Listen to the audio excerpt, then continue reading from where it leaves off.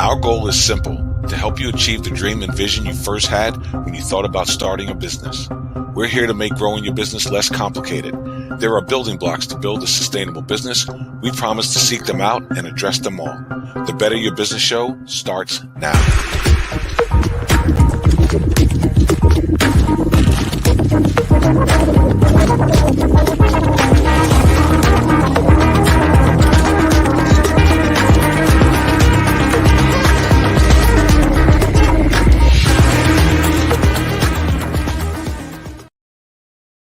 Good morning and welcome to the Better Your Business Show. Learn from our panel of industry experts as we talk about how to better your business. I'm Natalie Essman, financial strategist and your host. Joining me this morning, we have the beautiful executive business coach, Shanna Mavis. Good morning, everyone. Well, if you're here, you're a business owner, most likely. And if you're a business owner, then we know you're a visionary. You have goals, you have dreams, and you have the commitment to achieve them. But what you may not have, and why we bring this show to you, is to provide you access to experts who can help you grow your business without falling prey to the mindset that you have to fail to succeed. One of the things we always say is failure is not required. That's right. So whether you are joining us live or watching the replay, make sure you go to pillar5.com and take your free business assessment. That way we can address any questions or concerns that you have about your business throughout the show. I'm super excited. We've got a great show planned. It's going to go wherever. He's one of those guests that just said, put me in, coach, wherever you want me. I can talk about it. I've got experience in this. I'm interested in digging into his book. You know, he's an author, he's a speaker, he's a trainer, he's a coach. He's done it all. So Natalie, let's introduce him and bring him into the studio. I'm excited. Yes, I'm laughing. You're saying, put me in, coach. He is the coach, right? So yes, let's bring him in. He is a media host. He is an executive coach, and he is an authentic connector. And with us this morning, we have Scott Schilling. Scott, good morning, and thank you for being here with us. Yeah, my pleasure. Thank you for the opportunity. Yes, absolutely. So 35 years of sales, marketing, training, and face-to-face presentation. So I would think maybe you know a thing or two. Well, I've had some opportunities. Awesome. How did you get into this realm of business? You've been doing it quite a bit. Well, I actually started, my dad worked for the same company for 46 years, from the time he was 17 till he was 63 when he retired. So that's what was modeled for me. And so I actually started in corporate because I thought that's what you did. I didn't know any different. 13 and a half years of rocketing through a company, through a $500 million company, to the highest field position when I was 29 years old. Then did that another 3.5 years. And I know you'll find this hard to believe, but corporate America changed. And I chose not to make some of those changes. I just didn't like what they were asking me to do. Their company, they had every right to ask. I just had to be true to myself. So I left, went out into consulting and speaking eventually. And now I've been speaking and training and hosting media for, 23, 24, 25 years now. And so I just thought I could serve more people if I was in that role as a professional speaker. So when you decided to take the plunge and change, what was the start of the trajectory for you? Did you start just coaching right away, or did you kind of dabble into a few things and decide your realm of what you like? Well, I was always a sales trainer, so standing in front of people was easy, and training people was easy. And I shared in the book, I decided that I could serve more people if I became a professional speaker. So a friend of mine had a seminar company. I said, if you ever have any openings, I'd love to, take the stage for you. And I got a call about a month before an event, and he said, were you serious about that? And I said, yeah. He said, I only have one spot. I have two. I'll pay you for both. I said, awesome, I'm in. He goes, you're not even going to ask where it is? I said, well, I don't care. Where is it? He said, it's in Toronto. I said, cool. He said, don't you understand what's going on in Toronto? I said, I have no idea. He said, well, there's a SARS epidemic and 8,000 people have died from SARS. And I said, well, I can either go on stage and die or die of SARS. Let's go. And so I took both gigs, And as it turned out, Jack Canfield, Mark Victor Hansen were the headliners to the event. They came in to hear me speak at both of my events and walked up to me afterwards and said, son, if you're not using the talents and capabilities God's granted you to be doing this full time, you're robbing humanity. You're cheating humanity. In fact, you're being selfish. You need to be doing this full time. I basically came back, quit my job, and went out full time. That is awesome. Wow. Yeah. A little crazy, by the way, but No pressure. no pressure. Well, it's funny because I did, I went into the president of the company. I was the vice president of sales and marketing. I had a good job. It wasn't that. And I said, I'm going off speaking. He said, do you have any clients? And I go, no. He goes, do you have anything set up? I said, not really. He said, you're not going to make it. I said, that's your opinion. I said, I appreciate your opinion. I don't agree with it, but I appreciate it. Well, it's turned out I've done over 3,000 live events. I've sold 25 million from the stage. I've done 8 infomercials. One of us wasn't right. Yeah. So can we expand on that a little bit? Because I mean, you're really the epitome of, hey, I took off my floaties and jumped in the deep end of the pool. But just listening to you, I would say that most people probably don't have the confidence that you do and wouldn't say, hey, I have 0 clients, but I'm still going to do this. I believe in myself. So what do you think? What is that the difference? Most people don't have that confidence. I don't know. Well, I don't know that it was the smartest decision I've ever made. I don't know that, when I left corporate America, I don't know that was a smart decision at that time either, right? But I had to stand up for what I believed in and what I thought was true to me. The company had every right to ask me what they wanted to do back in those days. And if I stayed with the company, I needed to do what they asked. I worked for them. But I had to look at myself in the mirror. And what they were asking was not amenable to me. I couldn't have done that. And I won't get into what it was, but it was just like there wasn't a way that I was going to do that. When I did the speaking thing, when I jumped into that, it was kind of a, gosh, I've been in front of rooms forever. And so I dabbled in it, and it's really funny. The first training I ever did, this will give you an understanding. The first training I ever did outside of my organization was a 2-day training for a Fortune 500 company. And I ultimately made 22% of my annual salary in 2 days, coaching and training. So when you sit there and you get that one piece of opportunity, you've got a pretty good ability to do it. You've grown sales forces along the way. You've had career in your sales career and marketing career. Then you do a training like that and you get that piece and you go, wait a second, why am I holding myself back in a job, even though it was a great job with great people, nothing bad to say about any of it. But I felt I wasn't utilizing the talents and capabilities God granted me to the fullest. And I think quite frankly, that's where I was December 31st of last year, as I came into this year now with a redesigned TV show and a variety of other things that I'm doing. Okay. Awesome mindset. Yeah. I understand the motivation for you. I guess I'm curious for other people who are in those same dissatisfied. I know that I'm not where I'm supposed to be. I know that there's something more for me. Do you have any suggestions for those people to help them, just kind of take that step, like Natalie said, take the floaties off, jump into the deep end? What are some real practical steps they can take? What are resources that they have available to them? What do you recommend for anyone who is in that position where what I'm doing is not what I'm meant to do? Well, let me give you the advice that I got from one of my mentors. Now, first of all, I've written checks to 19 different mentors over my career. And so if I've wanted a piece of information I didn't have, I sought out the best in that category. And then I retained them to learn everything. And my first statement to them was, give me everything you got. And my commitment is I won't keep it.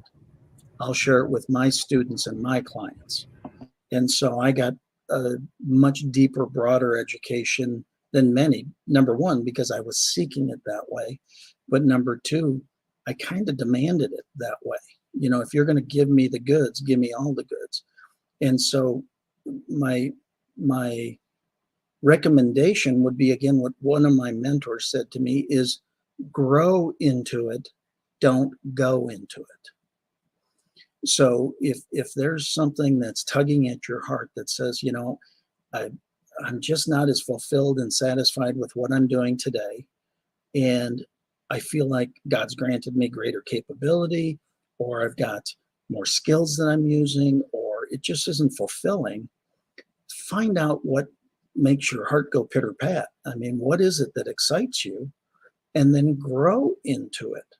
In other words, I know you'll find this hard to believe. Pretty much everything is already invented. It's already been done. And so there's somebody you can model. And modeling is finding somebody that you believe aligns with your core values, with your mission in life. By the way, if you don't have core values, develop them and find that out, because the only way to model is to model the correct alignment. As an example, there are many, many, many, many speakers on the planet, but don't try to be them. Be the best you can be, but model the one who's closest to you. So you're going to have to dig into that, because you're going to see a bunch of different styles and different ways. I mean, there's some people that are very loud and charismatic, and there are people that are very soft and comforting. But if you're a loud and charismatic person and you're trying to be soft and comforting, that's not authentic. You've got to be authentic in what you do. So grow into it, don't go into it. Find that model and start to pursue that. And by the way, it's okay if the first model you try doesn't connect, because not everybody tells the truth in the beginning, just the way it works. Well, and plus I think that helps give us clarity as to what's important to us and what we're looking for along the way too. Very much so. You know, there's an old adage: when you're green, you're growing; when you're ripe, you're rotting. So the reality is, and as long as I've been doing this, I still study other people. I still go to other people's webinars and I learn their process, or I see what they're doing, or it's how I got to know this group and what you guys are doing. You're doing some absolutely amazing things for people. I congratulate you. But it's also why I would want to do anything I can to be of assistance to you and your audience, because you're working to do good for them. And that's the kind of people I want to be around. Thank you. It is super exciting. It is super exciting. We feel the same about you and what you're doing. So thank you for that. Oh, my pleasure. Well, and I think it's important. I love that you brought that point up, Scott, because I think it's important that a lot of us as entrepreneurs, as business owners, or, just as humans, we should be finding ways to build community, to align with others, to see what we can do to help others grow, because we need the same thing. I think a lot of us tend to turn inwards and are focused on self when we should be others focused. Because there's not been a time that I haven't, that I've jumped on a journey for someone else that I haven't grown from that I haven't experienced, extreme joy, extreme pleasure. It's nothing else than seeing them succeed, and that always comes back, and it comes back, multiplied. So I love that you brought that up. Yeah, I come out of the Ziegler camp here in Dallas, and I read "See You at the Top" when I was still in high school. And there was a great quote in that book that became my life credo, my motto. And that is, you can have everything in life you want when you help enough other people get what they want. It was a positioning statement of servant leadership. It was a place of, wow, there's, I can achieve anything. I just have to help enough people along the way achieve what they want to achieve. And when you set yourself into that place, I was talking to a promoter yesterday, and he said, why do you get asked back as a speaker so often? I said, it's simple, because I'm third. And he goes, what do you mean you're third? And I said, the promoter is first. The audience is second. I am third. If I take care of you as the promoter and I make sure that your desires are met, more than likely the way I'm doing that is I'm taking care of the audience in such a way that they're responding to it. So they're purchasing promoter. And if those two things happen, I'm naturally taken care of. So the reality is, it's one of those things that you truly utilize. You can have everything in life you want when you simply help enough other people get what they want. So you mentioned Zig Ziglar, and that you still go back and study some of the greats for you. Who are your first go-tos? Oh, geez. Zig, Agmendino. Who? He's dead. Yes, he's been dead for a while, but he's really good. Zig, Agmendino, Tom Hopkins, Brian Tracy, Chet Holmes when he was alive, great sales guy. They're not just the sales guys. Tony Robbins is excellent at what he does. The people. I'm studying all of them all the time. I mean, you see this stuff back here. That's not shelf help. It is for a lot of people, but not for me. I've actually been through all those trainings and different things. Then when it comes to success, Jack Canfield, Mark Victor Hansen, real estate, James Smith, and when it comes to stock, Mike Koval and Freddie Rick. I mean, it goes on and on and on. It just depends on what place. I mean, Dale Carnegie is amazing. Earl Nightingale. I mean, those are names that many of your people listening here might go, who the heck is that? I've never heard of those people. Napoleon Hill, Andrew Carnegie. What was Think and Grow Rich? It was simply a request to validate his wealth, Andrew Carnegie's wealth formula. He commissioned Napoleon Hill to talk to the top 500 industrialists of the time, who were all friends of Carnegie. Carnegie actually wanted to verify and validate his wealth formula. And so by interviewing Napoleon Hill, interviewing the Firestones and the Edisons and the different folks that he did, what happened is he learned 13 key characteristics that were all common amongst the super achievers. And they were not ingrained attributes. They were all learned attributes. The beauty of that is, if they could learn them, we can learn them. That's why you got to be a constant learner. That was a big nugget right there. I hope everyone got that. That was a really good one. Thank you.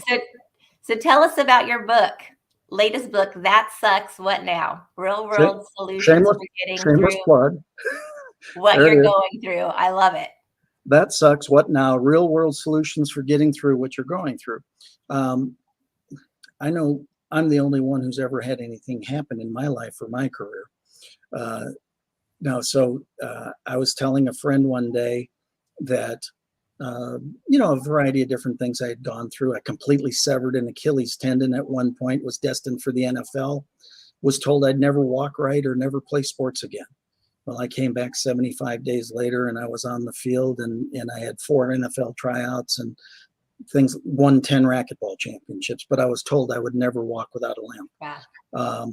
Lived through a near-death experience. Sorry, I'm an overachiever. I lived, just the way it worked.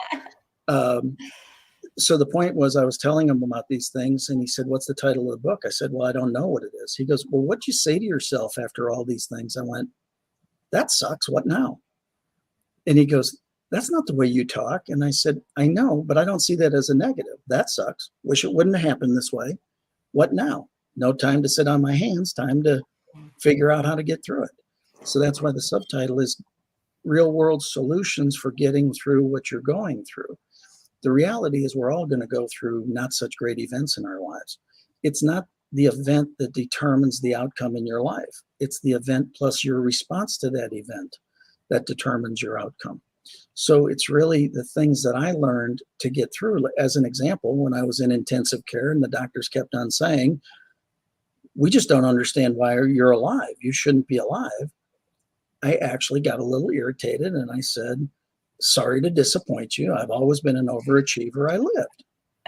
And the guy says, you're kind of a smart butt, aren't you? And I said, no, but I got it all figured out. He goes, okay, smart A, what is it? I said, it's obvious. It's God's grace, mercy, and favor on my life. He goes, well, that's as good an answer as we got. And they all walked out. So the point is that sometimes you just, it's, we're all going to go through some really great things, and we're all going to go through some less than great things. It's not that going through the less than great things that counts. It's how do you respond to them? What do you learn from it? What do you do? The book is full of the things that I actually do on a daily basis that I have learned through this process. You've already witnessed some of them before we came on. You said, how you doing? Well, how many times did somebody ask you that in a day? Far too many. How many times do they really mean it? None. But they still do it. So change their state. So what did I answer? Fabulous, but I'll get better. And it immediately changes the state of the conversation and puts you into a different place. So it's things like that. Now, where did I learn that from? Zig Ziglar. I'm backstage with Zig one day and I said, hey, Zig, how you doing? And he goes, better than good. It was just this, wow, what a great way to respond. And so, again, it's not the events that we all went through a pandemic. Some people I don't know of anybody who put it in their business plan, hey, I'm going to be in a pandemic for the next couple of years. It's probably going to change the way I do business. Right. Nobody planned for it, but everybody had to respond to it. Now, what have I done as an example? Well, I was literally out training a global company and got a phone call and said the rest of our training schedule just got pulled down. Well, heck, I was out of business. But what happened? Well, we learned that we could do shows like this. So I started a TV show / podcast. I'm blown on across over 100 networks now. I just talked to a guy who's got another network that we're looking at doing some even bigger things with. I completed a book during that time. Do you understand? It's not the event. It's what did you do either because of or through that event, that made you learn something better. So the book is chock full of all sorts of answers to things like that. I love it. Do you feel like that's something that you, got better at from your experiences, or something that you learned, like from your parents that were passed along the way? Because I just think about, we always talk about how fast you're going to get up off the mat, right? At the same time, we're influencing the people around us. Our kids are watching us, right? The people that are closest to are watching us, right? How fast are we going to pick ourselves up? So did you have an experience that really made that clear for you, a defining moment? Or is it something that you had examples around you that taught you that? Well, I think we live a series of defining moments. The question is, do you recognize them and do you do something with it? I don't know that anybody ever does anything that they don't think is the best decision at that time. But, one of the memes I created says, perspective, or everything in life is perfect, ... once time passes and perspective is gained. The reality is you can either believe God's plan and timing is perfect, or this negative event shouldn't have happened. But you can't believe them both at the same time. So you have to pick one. Well, I choose that God's plan and timing is perfect. Now, it does not say that everything that happens is perfect. And so, therefore, I see things as learning opportunities, learning events.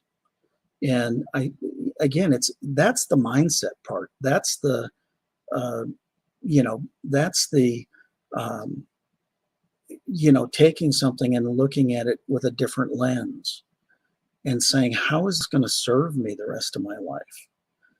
I wouldn't wish the near-death experience I had on anybody, but I can tell you I've utilized it to help a bunch of people because of it. So I really think your life is a series of defining moments. The question is, are you observing them? Are you in tune with them? And then are you modifying? So you're going to be off course in life far more than you're ever on course. It's not a problem with being off course. What did he say? Let me say it again. It's not a problem being off course. The goal is to be less off course less often. Right? I mean, that's life. And yes, as you get more mature, code word for older, we just have more experiences in it. Wow. I love that. What you were saying reminded me of there was a pastor, I think it's Andrew Yao. He talked about you can't always control what you go through, but you can control how you go through it. And it sounds like that's a lot of what you're saying. It's that mindset. And then the recognizing of defining moments. If you realize that your life is on purpose, and it's how you choose to respond and react and share it with that. You took, these experiences that you had, whether you liked it or not. And many of us go through things that we definitely don't like. I can't, there aren't too many people, like you said, that were, super excited about the pandemic, about my business having to temporarily close or my business being reduced in capacity. But how did you pivot? What did you do with that? And who did you help along the way? And I think that's the big thing. That's one of the differences I see with you, is that you're taking these experiences and putting that out there for others to learn from them, for others to know, hey, one, you're not alone in this. And if you're struggling with something like this, I can help you. So I love that that was your positioning, that you still, have taken that all the way through and just said, okay, I went through it. That sucks. Now what? Or what now? And then share that with the world so that they understand, there is something beyond this. And it's how you choose to respond to what you've gone through that will determine where you're going and how you'll be able to continue on in the future. So I love it, Scott. I know we've got to take a break. I know Natalie is going to let us know. We're going to jump to a commercial break real quick, and then we'll be back with Scott Schilling. We'll do that. Thank you, Shanna.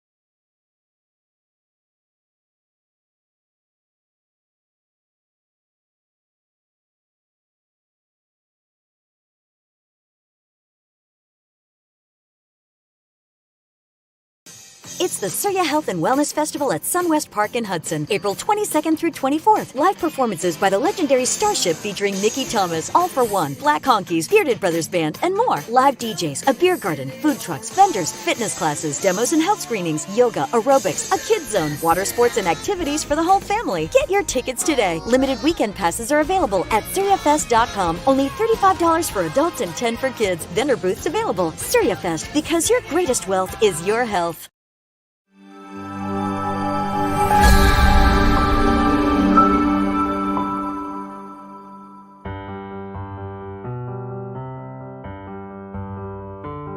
I see, ESC, I see community, I see connectivity, I see from the business owner and from those who are involved that, you don't have to do it alone. It's a safe place where I know that we have the same goal and vision, and where our intent is to help people. That's what we're going for first and foremost, and whatever happens is the results of that, but our goal is to help people first. I think the core values is each component of that's coming to the table here. Each brand is a core value of ESC.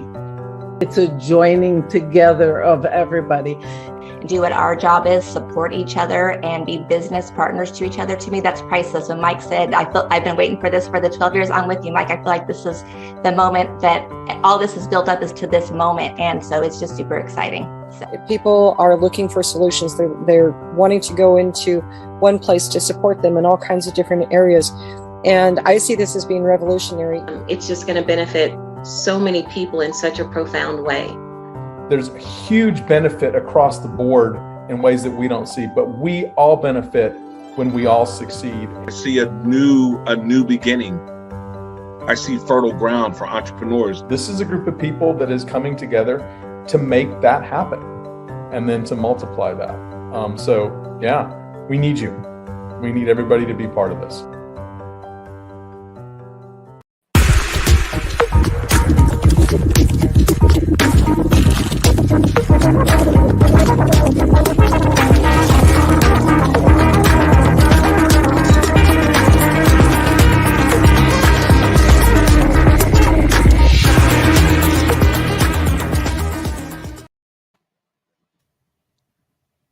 And we're back with Scott Schilling. We lost audio for a little bit during his 1.5 minute clip there, and I wanted to unmute and just do the voiceover for you, Scott.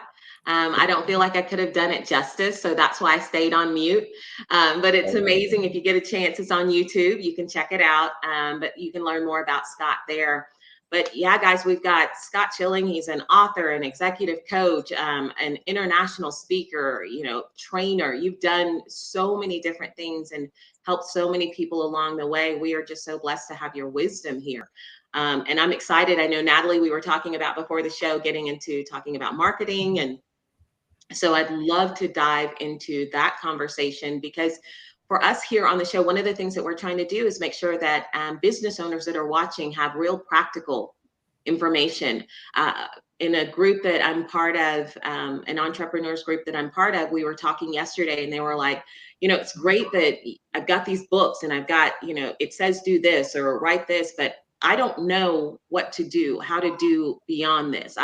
I'm not sure. They're always looking, or I'll lump myself in that. I'm always looking for something practical. What step can I take? And so I'd love to talk about any of the 5 pillars. I know marketing is one that Natalie absolutely loves. We've got infrastructure, management, marketing, finance, and credit. So any wisdom you've got in any of those areas, Scott, we need to hear it. We want to talk about those strategies that business owners can employ in order to better their business. Well, the beauty of the pandemic, believe it or not, has reconditioned the way people are accepting information these days. We got very accustomed to our news anchor, one of them being behind the desk and one of them sitting in their bedroom, because they were social distancing, which was ridiculous, but that's what they did, right? So we got very conditioned to split screen network TV. And then the sports guy was somewhere else, and then the weatherman was out on his porch, and but we got accustomed to split screen and viewing material differently. Well, that happened at the same time where companies responded to the pandemic. There's a video organization that went from 10 million users in December of 2019 to 500 million users in May of 2020.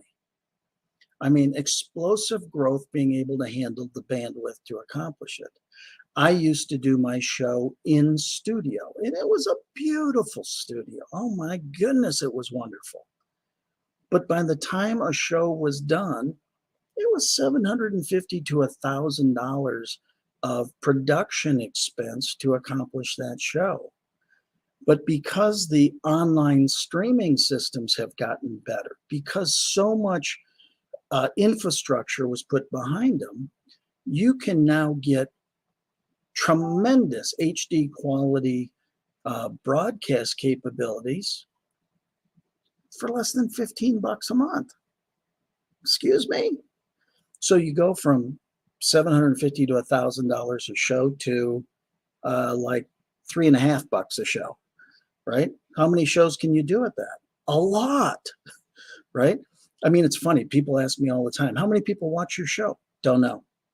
Don't you care? No. What do you mean? Because marketing, as an example, is putting your information out for others to consider. Don't overcomplicate the message. Don't overcomplicate what it is. Marketing, sales is the actual delivery of the products, goods, or service to a prospect to serve their needs, wants, and desires. Marketing is the creation and exploration and showing what you do with the sales process, right? How the person is going to benefit by doing business with you. Not all the trinkets and all the little features that you have with what you do. That's what people try to sell all the way, is the features. People don't buy features, they buy benefits. So marketing has got to be about how, when I make the decision to transact business with you, my life is going to improve. If my life doesn't improve, there's no sale. And if there's no sale, my guess is your marketing is sharing the wrong message.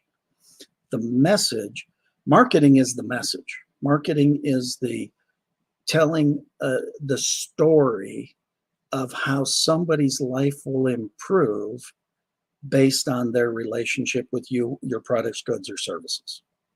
Is that a good foundation to start from? Yes, it is.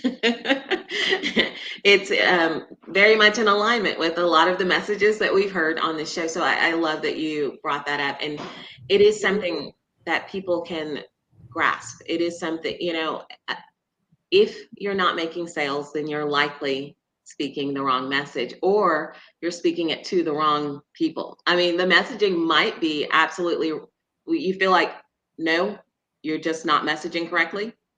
No. I'm agreeing with you. Oh. No, I was agreeing with you, but there's an extension to that. Okay. Your messaging might be based on your understanding of your product, whereas, and again, I talk about this in the book, believe it or not, because the book's pretty broad. The reality is, start communicating your message at a 5th grade level. Yeah. And you can always go more technical. But wait, my coach told me I was supposed to be the authority. Yes, nice ego statement there. Ego is edging God out. Get over yourself. You're not that important. You're the dancing monkey. You're the delivery mechanism. You're the one who now shares the information about what you're saying, but share it in a way that I can understand it. If I'm talking to one of those knowledge base or structured learners, they can always ask for more detail, and I can give it to them. If I start that way and I go over the top of the more nurturing or the more active buyers, what'll happen is they'll go, uh-huh, uh-huh, uh-huh. Do you want to buy? Uh-uh. Why not? Oh, it's just not right for me. BS, bad strategy. That's not what's happening. They basically are not going to tell you, I don't understand a damn word you just said. And if I tell you that, it's going to embarrass me. And Right. why the heck would I embarrass me? I'm not going to do that. So I'll just say no to your sale offer. Whereas if I go from a 5th grade level and I present in a very calm, common sense kind of approach, and you say, but how many screws does this widget have? Well, it's got 32 screws. I can add detail if I want to. I can add technicality. But if that's where my presentation starts, they shut down. And once they shut down, you'll never get them back. So what I was agreeing with you wholeheartedly on what you were saying about the marketing. I just wanted to make sure that we understand that the messaging from a beginning position is very critical. And we live in this world where so many people are talking about in acronyms and nomenclatures and words that people don't even know what the heck I'm saying right now. Jargon. That's what we do. Yeah, I always want to allow for the fact that I might not have the best understanding. That's one of the things, ego has no place, really, if you're trying to grow a business. So I wanted to make sure, because my understanding was always with messaging, sometimes the messaging is right, but the timing is wrong. Sometimes the messaging is right, but you're speaking to the wrong people. You may know exactly, and you may have it at that 5th grade level, but if you're reaching out to, again, I agree with the bad strategy part. There is something that's wrong if you're not making sales. And a lot of the times as business owners, sometimes we're the ones that are too afraid to, look like we don't know what we're talking about.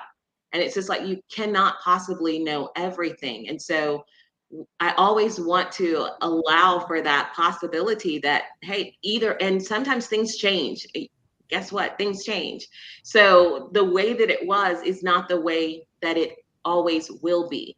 And the pandemic taught us that. We could go along business as usual, doing very well, and then something changes. And you've got to modify the way that you do things if you anticipate continuing forward and growing and, maintaining, sustaining, being there. So I'm glad that you brought that up. I'm glad that I wasn't misunderstanding. I just wanted to make sure, because we want to make sure that we give the most accurate information, that we bring experts on here. Natalie and I are experts ourselves in different areas, but we want to rely on, you and the audience, everyone that's got something to say about this. Please share it, because others need to know. There are people who are where you were 5 years ago. And you've got 5 years more experience that can help them. And so we want to make sure that we keep bringing things like that. I'm going to pause for a little bit and let Natalie jump in, because I know she's got some amazing questions for you today. We did have a question from our studio audience, which was, how do you create a clear message? And I love that question, because I even feel like even after 18 years in my industry, that there are times where I'm still going back to create that clarity. You see all these experts on, social media saying how to create your niche or ask this question. So how do you do that? How do you create a clear message? How do you keep it at that 5th grade level, but still be authentic? Absolutely excellent question. So let's go fundamentals. Let's go to the basics. People make selling and sales way too hard. It's only 4 words. Identify, problem, provide, solution. That's all it is. And so the reality is, what many times, unfortunately, entrepreneurs don't do is they don't identify the problem well enough. See, because if there is no problem, there's no need for solution. Becomes just that simple. Right? So how do you identify a clear messaging or things like that? Let me give a quick side note. Here's another thing that unfortunately entrepreneurs do. Their heart is going pitter-pat so hard because of their idea. Oh my God, this solved my problem, and it would solve the world's problems if they just knew about it. And so they start this entire company to get their idea out there, and they're the only one with the problem. And so they try to build a business around something that, quite frankly, nobody else needs. They might want it. See, it's about needs, wants, and desires. Nobody needs a car. They can walk. What? Yeah, they can. They don't need, they want transportation. It will simplify their life. Well, to simplify their life is the benefit derived. The car is simply a feature. It's a thing. And so, again, as you're crafting your message, it's about features, advantages, and benefits. Features are the things. The advantages are the things that are good about the things. But the benefits are what the consumer actually buys. So many times, to get a very clear message, it's the understanding of how is this going to improve the quality of life for Natalie. And if I can't answer how this is going to improve your life, more than likely that's a no sale situation. And so you've got to really work it backwards. And actually, I train the other way around: benefits, advantage, feature. If you want more time with your children, a simple way of accomplishing that is by utilizing this product. See, it's start with the customer in mind first. How is this going to increase their quality of life? Again, said it earlier, the promoter is first, the audience is second, me, the presenter, is third. Do you understand? I'm the feature. I'm a thing. The advantage is this thing is old and it's been around the block a few times. But the benefit is, because I've been around the block a few times, I understand how to deliver messages and nuggets that can be easily implemented so that you don't have to study them longer. That's the advantage.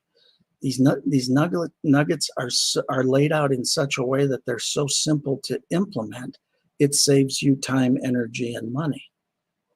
Well, I'd love to save time, energy, and money. Well, gosh, there's a great book that's got a lot of those tips in it. Do you understand? The book becomes the default of the conversation. Does that make some sense? Absolutely. Definitely. Absolutely. I love it. Keep it simple. Exactly. People overcomplicate the presentation of so much stuff. You know, I'll pick on direct sales for a second, and I love direct sales, by the way, but I don't necessarily like the way it's presented most of the time, because most of the time, or many times, it's presented as you can be a gazillionaire in about 12 seconds. And anybody who's been on this planet for a while understands that that's typically not legal to be a gazillionaire in 12 seconds. If you become a gazillionaire in 12 seconds, you've done something that's not legal. Well, that automatically sets up a block in somebody. Say, you know what? There is a system here where those who have worked diligently and followed the system that they haven't had to create have saved a lot of time and energy and have been able to make a lot of money in a reduced period of time than if they did it on their own. Now, isn't that a totally different presentation? And you go, well, that makes sense. There isn't a business that you expect to be a gazillionaire in 30 days. It doesn't work that way. Right? But for some reason, that industry thinks I've got to have the flash that says that. That's not the way it works. You have got so many fans on. I'm just seeing the I comments come through. I need to get my hands on this book. Let me just again. It's interesting because it shares so many different things. And I mean, just fun things. Contactless roulette, part of marketing, believe it or not. What is contactless roulette? I take my phone, I go to my contacts, I spin it, I stop, and whatever I'm pointing to, I call that person, say, hey, just want to let you know this is Scott Schilling, the president of your fan club. Natalie, you are absolutely a rock star. Have a fabulous day. Goodbye. And I'll do that 5 times in a day. And you cannot imagine the calls you get back. Now, wait a second, Scott, how is this marketing? Marketing is about relationship building. And people will buy from those they know, like, and trust. Well, how do they get to know you? Through exposure. How do they get to like you? By being friendly and doing something for them in advance of them doing something for you. How do they get to trust you? They know that you're like that 24/7, 365 forever. So if I play telephone contact roulette, do you understand what that does? Is it builds know, like, and trust. And so when there is a time that they might need something that I offer, the trust is built in advance of the need. And so now they will come to me as that supplier because I've earned that trust in advance. That's marketing. See, marketing is that multiple impressions over a lifetime that people will come back to you once. People buy when they're ready, not when you're ready. So marketing is that 1, 2, 3, 4, 5, 6, 7, 12 touches before they're ready. Now they become ready. Well, you've had 12 touches. More than likely, they'll go where the more touches are because there's more trust. People think it's because of the quantity. It's not. It's because of the trust that has been built up. People do business with those they know, like, and trust. People date those they know, like, and trust. People marry those they know, like, and trust. People divorce those they don't trust. It's about trust. And marketing is what develops that natural process of trust along the way. Does that make some sense? Absolutely. It's really about creating trust along the way. And well, that's where you get your influence from. Exactly. I teach 3 absolutes. What's in it for them? You got to come from another's orientation. People do business with those they know, like, and trust. Assume if they don't know you, they don't like you. And if they don't like you, assume they don't trust you. They have to trust you to do business with you. People take action when they're ready, not when you're ready. So again, that's why marketing has to be that trust building process. I mean, look at any of the commercials on TV. The chances of you needing that product right then and there is probably negligible, but they are front loading effort and images so that when it comes to that, then it's like, I remember. Well, you guys are too young to remember. The Marlboro man used to make smoking look attractive. It's like, look at how cool I am, right? I'm going to die in 3 years from cancer, but right now I'm looking pretty cool. Sorry, tangent. It smelled really bad. Awesome, Scott. This has been some great stuff this morning. I had to stop myself. I've really been trying not to take notes on the shows. And I had to stop myself like 4 times. I saw myself reaching for my pen and notebook. So like, the reason, Natalie. Oh, You gave us just so much wisdom this morning, and we're so grateful that you're here. I'm excited to read your book and try some of the concepts that you have in there. It sounds like just a ton of fun and 35 years of wisdom in there. So highly recommend you guys go check out the book. The link is in the comments, and you can find Scott. I mean, we put all of his information in there, and He's on all the social media platforms for you to find him. So Scott, thank you for being with us. Stay backstage. We're going to wrap it up, but we're not done with you yet. Thank you, Scott. All right, Miss Shanna. So takeaways from today's show. Wow. There were a lot, Natalie. He said so many things, but I think the one thing that I would say resonated with me the most was when he was talking about his near-death experience and, just coming out of that and what he did with that. And it just felt like it was a continuation of the way that he's trying to live his life, taking his experience and sharing that with the world, helping others grow. And I think if anyone out there is listening, pay attention to that. What can you do to help others to be more others focused? That servant leadership position is powerful. So that's what really stood out to me most today. What about you? I was just trying to think if I could pick one. That's what I was thinking right now. Like, can I pick one when you were saying that? Because I just felt the same way. I mean, he's so authentic in how he's living his life and making a difference for people. And obviously, we're seeing the fruit of that. So I think that was the biggest one, is just being a servant leader and coming from the space of making a difference with the intention of just to contribute and make a difference. No other intention, right? Because sometimes if we come with a different intention, it's not the same for us. It's more people pleasing or whatever, right? And then we're frustrated. But when you're really in that intention of, hey, I'm here to contribute, hey, I'm here to make a difference, that's when all the juice is there. That's what it's all about. And you can see that he's really living his life that way, authentically and purposefully. And so I think that was probably just the biggest way, is who he's being. So, and Shanna, I think, is frozen. Ed Oyama, yes, thank you. We're glad you were here this morning. Thank you for joining us. Shanna, you're back. All right. So we will see you guys next Monday live. We're going to have Justine from $1 Million Branders joining us. I think she's actually going to be in Africa at the time, so that will be fun. It'll be 1:30 in the morning at her time. Thank you to I Do Systems for today's sponsorship.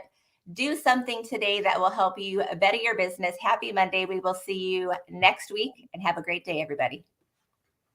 Our goal is simple: to help you achieve the dream and vision you first had when you thought about starting a business. We're here to make growing your business less complicated. There are building blocks to build a sustainable business. We promise to seek them out and address them all. The Better Your Business Show starts now.